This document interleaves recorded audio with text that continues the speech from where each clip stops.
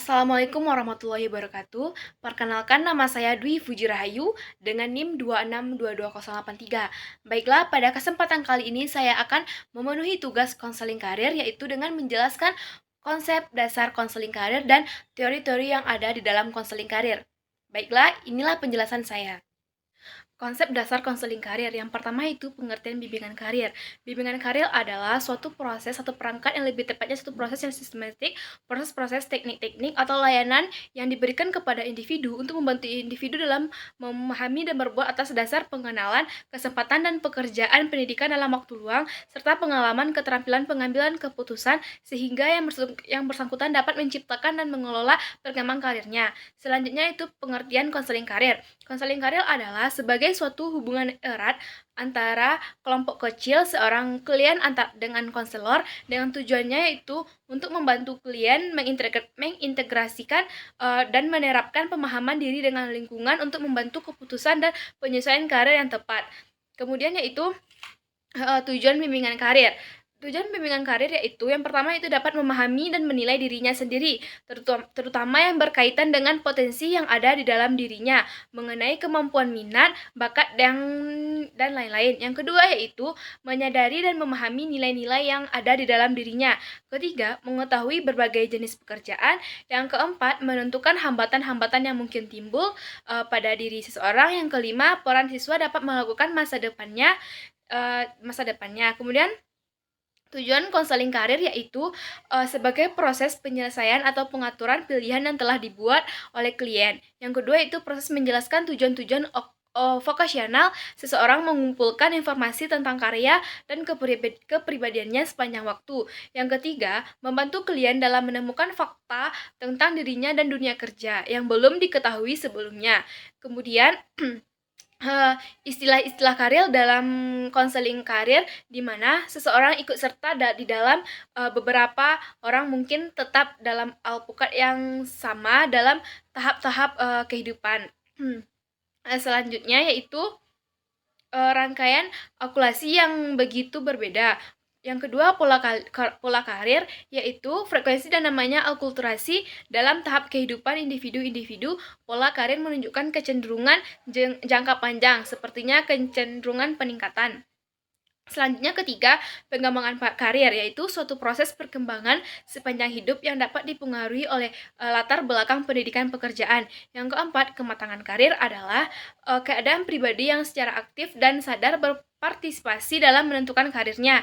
Yang kelima yaitu pengelolaan karir. Pengelolaan karir yaitu keadaan pribadi yang secara aktif. Yang keenam yaitu pendidikan karir, kapasitas dalam klasibalitas dari pengalaman-pengalaman dan di mana orang-orang belajar tentang siapa untuk terjun di dalam dunia kerja.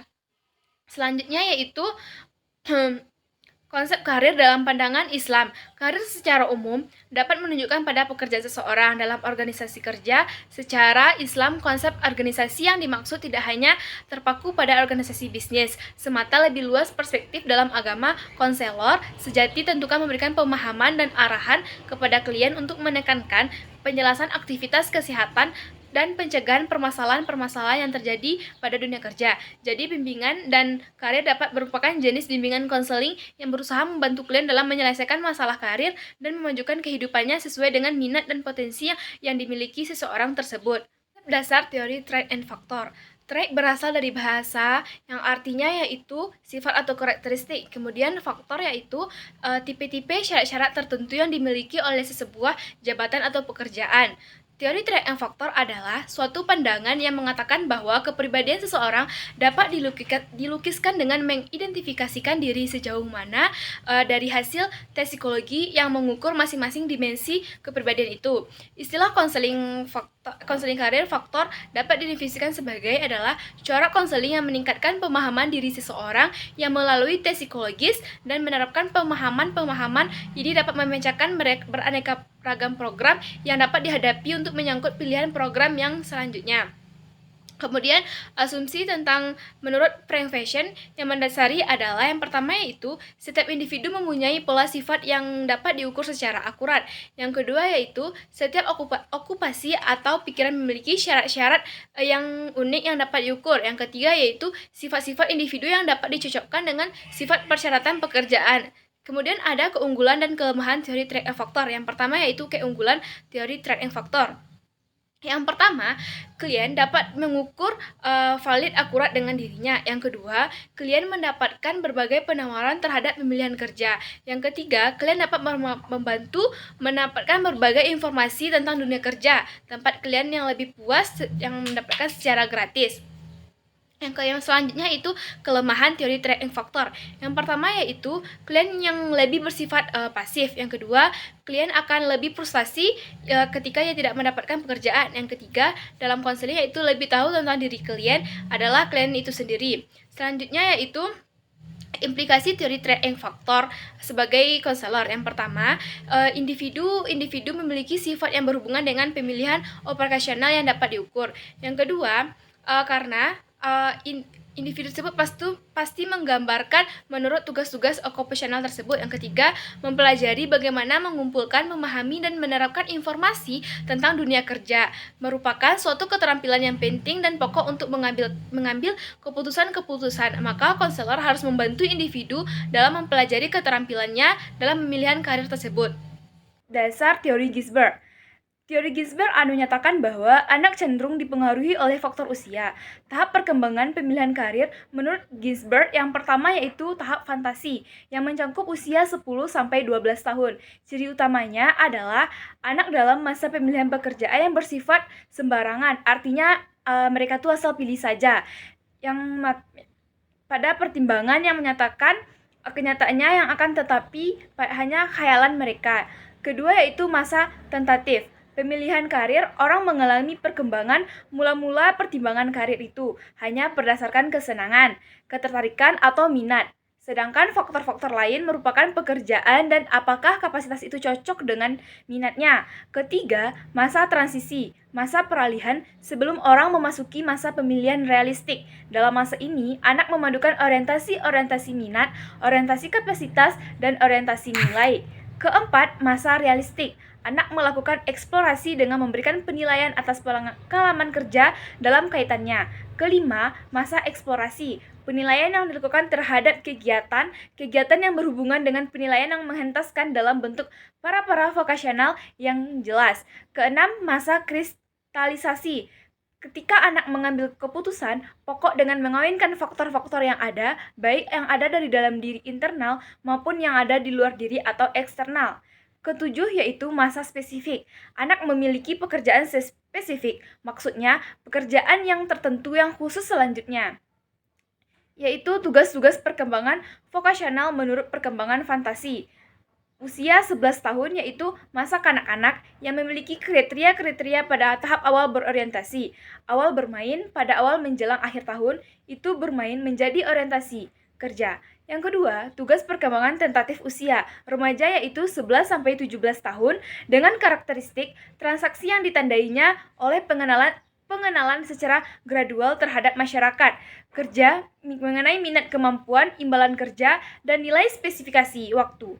Ketiga, tugas perkembangan realistik usia pertengahan remaja yaitu 17 tahun hingga awal masa dewasanya dengan karakteristik pengintegrasian kapasitas dan minat kelanjutannya, perkembangan nilai spesifikasi, kemudian implikasi dalam bimbingan konseling. Pertama yaitu konseling karir atau pekerjaan dari guru BK memungkinkan siswa untuk dapat mengenai berbagai jenis pekerjaan dan pola karir. Kedua, informasi karir seperti dapat berkenaan dengan informasi-informasi jenis pekerjaan dan jenis pendidikan. Konsep dasar teori Holland. Teori Holland mengatakan bahwa kepribadian itu dipengaruhi oleh faktor hereditas dan lingkungan. Kemudian, vocational interest adalah kompromi atau perkawinan antara karakteristik dengan kepribadian kesempatan tersebut meliputi peluang berkembang, kesempatan bekerja, interaksi, dan sejawat. Karir mencerminkan life history. Kemudian aturan pilihan karir pertama keturunan kepribadian personal, tengah lingkungan kesempatan yang diberikan dan interest profesional asumsi Teori Holland mengatakan kebanyakan orang dapat dikategorikan sebagai salah satu dari 6 tipe kepribadian dan 6 jenis lingkungan. Yang pertama, investigasi sosial, konvensional, realistik, hatristik, dan enterprising. Kemudian orang yang menyelidiki lingkungan yang menemukan melatih keterampilan dan kemampuan untuk mengekspresikan nilai dan menerima masalah-masalah serta peranan yang sesuai dengan perilaku seseorang. Dalam pemilihan karir selanjutnya, ada tipe-tipe kepribadian. Yang pertama yaitu tipe realistik, yang adanya aktivitas yang memerlukan manipulasi ekspresif. Yang kedua, tipe investigatif adalah aktivitas yang memerlukan penyelidikan observasi simbolik atau sistematis.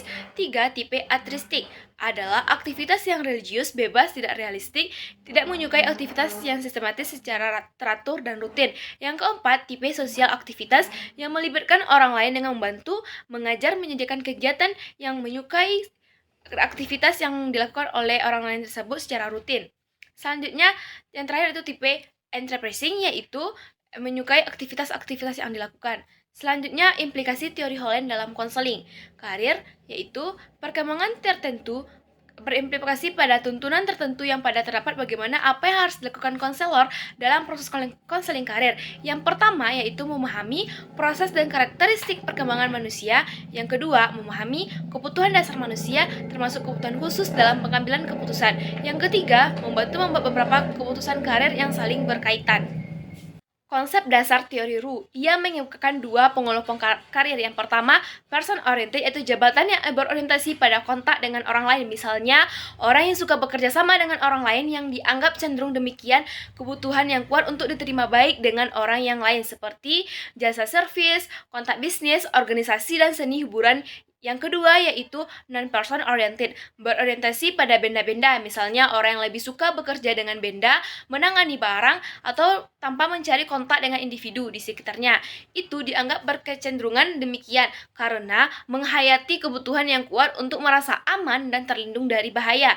Contohnya yaitu pekerjaannya teknologi, luar ruangan, ilmu pengetahuan. Selanjutnya, pilihan karir berdasarkan pola asuh anak yang menggambarkan bagaimana cara orang tua berinteraksi dengan anaknya, mengasuh dan membesarkan anaknya dalam sebuah keluarga.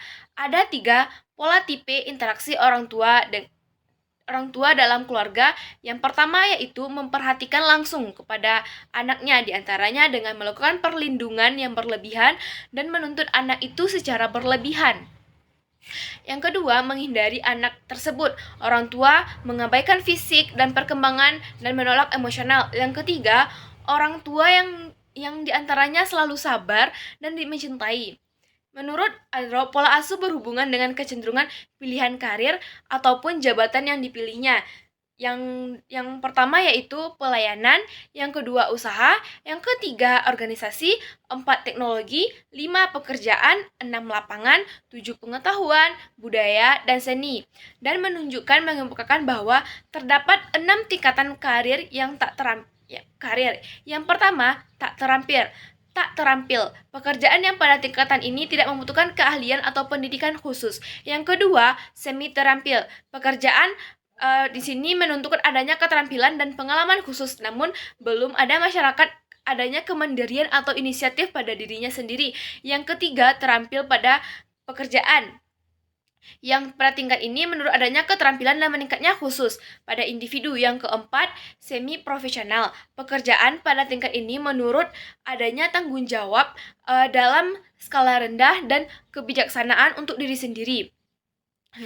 Yang kelima, profesional tingkat kedua. Masyarakat adanya kemandirian dan tanggung jawab yang lebih besar serta sistem universal yang baik. Yang keenam, profesional tingkat pertama. Secara mandiri telah mampu berkarya cipta dan menerapkan sistem emosional baik secara tingkat membentuk tanggung jawab penuh individu untuk mengambil berbagai keputusan dan kebijaksanaan. Selanjutnya itu implikasi teori Ru dalam konseling. Yang pertama, suasana dan sikap keluarga atau orang tua yang diterima anak memberikan pengaruh yang sangat besar secara terhadap pemilihan karirnya. Yang kedua, pilihan karir yang diterima atau dipengaruhi oleh faktor sosialisasi anak, lingkungan, terutama lingkungan keluarga. Yang ketiga, suasana dan sikap yang diterima dalam keluarga memiliki peran utama terhadap pilihan karir anak berdasarkan kekuatan karir yang ada pada dirinya. Konsep dasar pemilihan teori Donald Super. Konsep dasar teori Donald Super mengatakan bahwa pandangan perkembangan karir yang lingkupnya sangat luas, karena perkembangan jabatan itu dipandang sebagai suatu proses yang mencangkup banyak faktor. Kemudian itu tahap-tahap perkembangan karir menurut Super. Yang pertama yaitu tahap pertumbuhan usia 0 sampai 14 tahun. Pada tahap ini, individu mulai membentuk sikap dan mekanisme tingkah laku yang kemudian akan menjadi penting dalam konsep dirinya. Yang kedua yaitu tahap eksplorasi usia 15 sampai 24 tahun, di mana individu menyadari bahwa pekerjaan itu merupakan suatu aspek kehidupan manusia. Sehingga pada awal ini mereka menyatakan seringkali memilih pekerjaan itu tidak realistis atau coba-coba dalam pekerjaan. Yang ketiga itu tahap pembentukan, yang pada usia 25 sampai 44 tahun. Pada masa ini individu dengan cara mencoba-coba ingin membuktikan apakah pilihan atau keputusannya terhadap eksplorasi tadi benar-benar tidak atau benar-benar terjadi. Yang keempat yaitu usia tahap pemeliharaan usia 45 sampai 64 tahun. Individu berusaha untuk menentukan pemeliharaan situasi pekerjaan yang dilakukan dengan konsep dirinya, mempunyai hubungan yang erat dengan tahap kemunduran. Selanjutnya itu tahap kemunduran usia 65 ke atas, di mana individu berdasarkan pada usaha bagaimana hasil karya dapat memenuhi persyaratan output atau hasil yang minimal sekaligus di atas usia 65 ke atas. Orang pada usia ini individu itu memasuki usia pensiun. Yang kemudian yaitu tugas perkembangan vokasional dari usia pertama, yaitu masa pertama kristalisasi usia 14 sampai 18 tahun, memformulasikan sebagai tujuan vokasional untuk melalui kesadaran sumber-sumber tersedia berbagai kemungkinan minat dan nilai dan perencanaan untuk okupasi yang lebih disukai. Yang kedua yaitu spesifikasi usia 18 sampai 21 tahun. Periode ini masa peralihan dari preferensi profesional terhadap menuju frekuensi profesional dan spesifik harus dekat untuk mempersempit usia karir menjadi satu tertentu. Kemudian yang ketiga yaitu pelaksanaan keputusan usia sampai periode pelaksanaan usia 17 sampai 25 tahun, periode menamatkan pendidikan dan pelatihan untuk pekerjaan yang disukai dan memasuki dunia kerja. Yang keempat yaitu stabilisasi usia 25 sampai 35 tahun, periode mengkonfirmasi karya-karya yang disukai dengan pengalaman kerja yang sesungguhnya dan penggunaan bakat yang untuk menunjukkan bahwa pemilihan karir sudah dapat diwakili oleh perilaku menetap dalam bidang pekerjaan.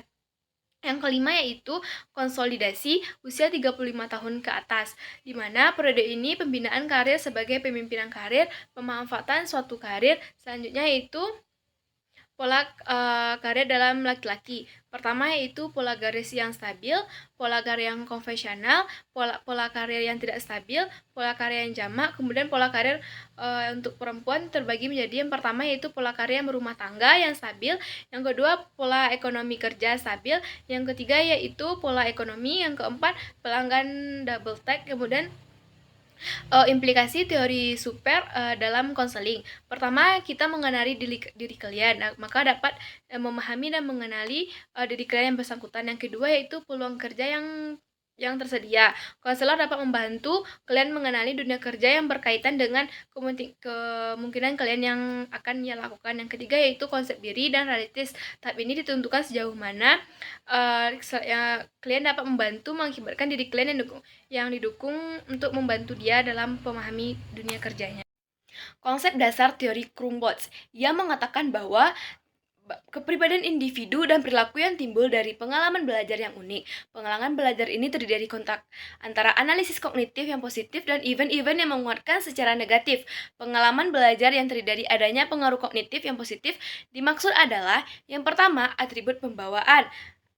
seperti gender, lainnya kemampuan bawaan seperti keterampilan perilaku.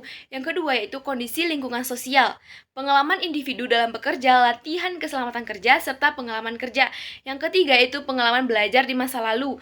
Data menjadi dua tipe yaitu pengalaman belajar secara asosiasi dan secara aplikasi. Yang keempat, skill dalam pendekatan melalui pembelajaran bawaan seperti pembacaan masalah, skill kebiasaan, dan lain sebagainya. Selanjutnya, faktor-faktor yang mempengaruhi proses pengembangan karir.